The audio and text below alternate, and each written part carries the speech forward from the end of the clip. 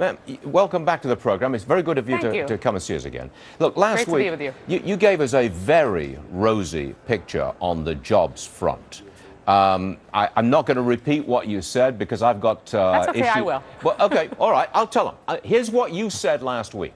You said that if you take the first 4 months of this year and extrapolate out for the full year, we will have created more jobs in this year than were created in the 8 years of the Bush administration. Okay. That's right. Here's where you went wrong. I have to tell you, you're cherry-picking the time frame. Oh, how convenient to pick the first 4 months of the year. You're extrapolating out in a trend that doesn't exist. And you are actually omitting and forgetting and ignoring the 3 million net jobs lost so far in the Obama administration. It's on the screen. Well, 3 million Stuart, net lost. Now, do you want to Stuart, rephrase your statement or what? No, I don't. I'll repeat it. If we stay on the pace of job creation that we have had since the beginning of this year, we will create more jobs in this year than in the entire 8 years of the Bush presidency. Sorry, you can't say that. Let me. Yes, I can. No, because it's accurate. You've said it. If you can say it, but you're totally wrong. You're cherry-picking the time frame, and the trend does not exist. What about the unemployment report for May? No, come on. What about the unemployment report for May? It showed a mere 41,000 net private sector jobs created. Okay, Stuart.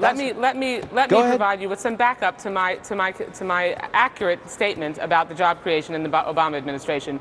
If you look back to when President Obama, just before President Obama took office, when we were bleeding 770,000 plus jobs a month, and then you fast forward to just beginning this past January, and the pace of job growth, we have gone from bleeding that many jobs a month to adding 400,000 jobs, more than 400,000 jobs just last month. That was not your original statement.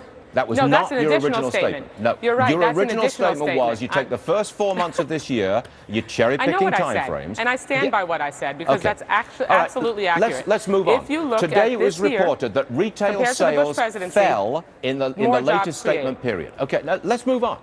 The latest report shows that retail sales fell 1.2%. That is not a strong economy. That is not a strong recovery. That does not create the jobs that even you are talking about. You know, it represents the failure of the stimulus plan on which we spent $1 trillion. That's simply not true, and as cute and adorable as your car hitting a roadblock is, it's simply not an accurate reflection of what's happened. We've had 10 straight months of increase in manufacturing, literally 125,000 manufacturing jobs created in the last 5 months. We have had an increase in retail sales in the 6 of the last 7 months. We have had an increase in the overall GDP. From 3% a quarter for the last 3 straight quarters, 9 points in the last 12 months. Stuart, for you, it's so disingenuous for you to say that the Recovery Act that we passed last year, just after President Obama took office, has not been effective. In fact, on top of all that do you job think we got our creation money's and growth, worth? $1 trillion.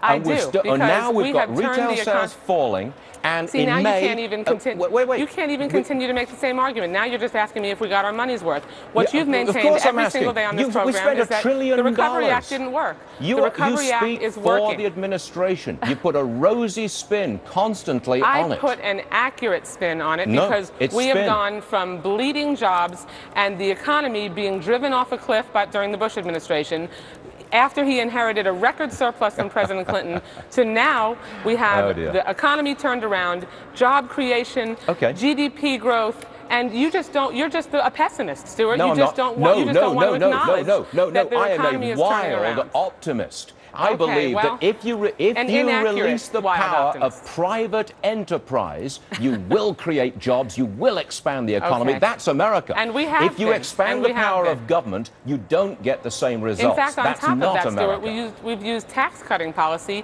to help jumpstart the economy as well. Please. Yes. $400 a year for most people. That's it. With all due respect, that is not true. And everybody faces an increase in taxes at the state level. Everybody's facing an increase in sales taxes.